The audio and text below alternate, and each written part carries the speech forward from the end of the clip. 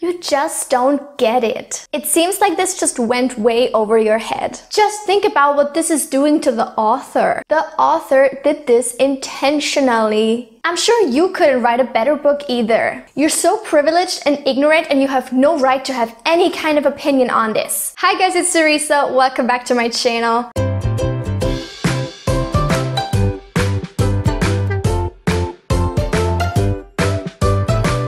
So as you know, I've been on BookTube for quite a while now, and obviously in that time I've gotten my fair share of negative comments. The majority of my viewers and the people that comment on my video are very, very respectful and mature, and they voice dissenting opinions in a very respectful manner, and I really appreciate that. But that doesn't mean that there isn't the occasional outlier that leaves a really dumb comment. So I wanted to make this video as a sort of collective response, but also as a kind of discussion video, because I would love to know if you are, for example, a booktuber yourself, what types of comments you tend to get when people don't agree with your opinions, and where you think the line should be drawn. Like, what kind of comments are still somewhat productive and what are just like straight up belligerent and condescending. The kind of point that people tend to make almost the most, and that I personally disagree with the most, is that as a book reviewer you somehow owe something to the author. Like, because you leave a negative review, it might turn others off from reading and buying their books and therefore harm their careers and kind of make them less money. I think that's a pretty sort of reductionary viewpoint, and it also could be really said about any kind of reviewer. Like, anybody reviewing anything is going to have some sort of impact. It could be just one person that they're influencing with that review, or a million people. And to me, it doesn't really make a difference as long as they're being honest. Of course, the more people you're potentially able to influence, the more of a responsibility you bear. But I personally believe that that responsibility is not to the creator of a product, but to the consumers or potential consumers. So my role as a book reviewer, or as I see it, is to read books and tell you what I think about them, and that's where my responsibility ends. I will sometimes make recommendations towards you should buy this or you shouldn't buy this, but again, I am not responsible for boosting an author's sales. All I'm responsible for is making sure that I am honest in what I'm saying, that I give my viewers a feeling that they can trust me, that I'm not just gonna turn into a marketing machine for all these different publishers and authors, and I'm not gonna try and influence them to anybody's gain but their own. And that gain should be the enjoyment of a book, if that makes sense. So for me, my ultimate responsibility is not to the authors, but it is to the readers. And honestly, the people I watch, I hope they have the same attitude, because I really want to know what people like and dislike. And once I've found a person where I feel like we have very similar reading tastes, I will often try and read the books they recommend like sight unseen. I will trust them that far, and I think it's of the utmost importance to not abuse this kind of trust as a reviewer. At least that's where I stand. Of course, I consider it a positive byproduct when I recommend a book or an author and more people go and buy their work and support them, but that's never going to be my main focus, just as it isn't my main focus to like ruin anybody's careers. It's a job of the marketing department at a publishers to promote the author and to promote their books. It's not my job to do that. It's not my job to make or break their career. I'm just sitting here reading books and telling you what I think about them, and then you go off and do with that information what you will. The next part I want to talk about is this idea that just because an author has intended for something to be a certain way, it is beyond criticism. This point often comes up when talking about unlikable characters, and a lot of the times it can be honestly difficult to tell if the character was intended to be this unlikable, or if the author themselves just created an unrealistic or non-sympathetic character that is really hard to connect to. Especially when it comes to unlikable characters, I actually find it really difficult to pinpoint what actually makes me still root for them or not root for them.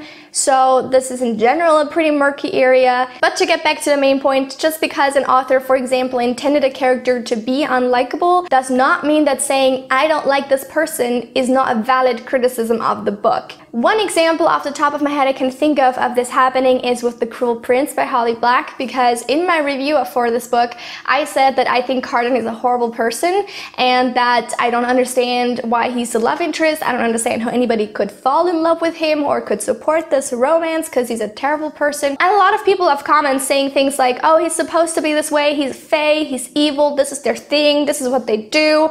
Fae aren't supposed to be nice people and stuff like that. And like, yeah, I get it. All of that might be true, but kind of what I was getting at is that you can have an unlikable character or you can have a bad person in a book, but that the other characters in the book need to then also treat this person like the bad person that they are, if that makes sense. So for example, if you have an unlikable character in a book, the other people should respond negatively to him unless they're also kind of the same unlikable level. But that's kind of rare because I guess nobody really wants to read a book about exclusively terrible people. So my problem with Cardan wasn't so much that he was an evil character, but that his evil actions were not denounced as such. And I think that's a very big difference to make. A character may very well be evil, but he can't then go and make excuses for that behavior and essentially be forgiven for it after citing a very murky reason such as like, I don't know, I was in love with you, so I needed to treat you badly because I couldn't handle my feelings. Coming back to the main point, I think it's definitely possible and happens a lot of times that you dislike something the character intended that way because they didn't fit the rest of the elements in the book to that specific thing to, as a whole, make it work well. The last point I just want to get to is this idea of like only certain people of certain groups are allowed to have specific opinions. Just because you have a certain race or gender or orientation or religious background or economical background or anything of the kind does not mean you're incapable of imagining yourself in somebody else's shoes, of relating to somebody else's experience, and of sympathizing with them and having empathy for them. You might not be able to judge their experiences 100% and you might not be able to relate to them 100%, but there's certain things that are universal truths for us as human beings. And even if you can't 100% speak to somebody else's experience, you can still speak to the experience that you yourself have had with a certain book. You might be drawing from different pieces of knowledge in your brain to fit this new piece of information into the whole, but that doesn't mean that your view on this book is less worth than somebody else's. You might not be able to speak to the accuracy of certain cultural elements to the book or things like that, but again, there's so much more to a book than those things. There's always the level of what is the writing style like? Were the characters created in a believable way? Did they develop over the course of the book? Was the novel structured in a coherent way?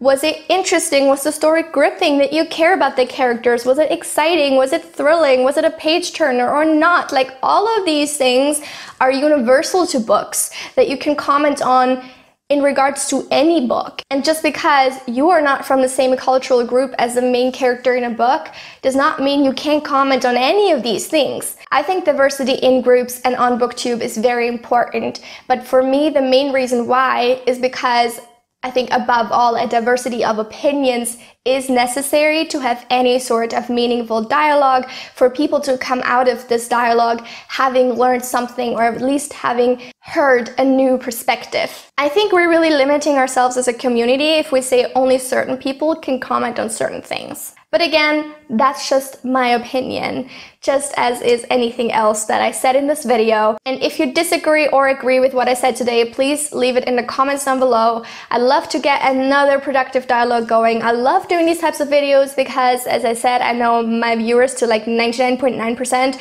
are super mature and respectful and intelligent people, and they leave thoughtful comments that give me a lot of input, a lot to think about, and I really appreciate that. And that's why I'm going to continue doing these types of things, because I just love chatting with you guys, okay? Guilty as charged. Regardless if you agree or disagree, I hope this video gave you some things to think about, possibly. And if you're one of these people who tends to comment these types of things, hope you got some perspective and realized that maybe things are not as clear-cut as that. It's always fine to voice a different opinion, it's just about how you voice it, in my opinion. But that is where I end today's video. I hope you enjoyed it. Please don't forget to like and subscribe to my channel if you're enjoying my content. I will see you very soon with another video. Until then, have a lovely week. Bye!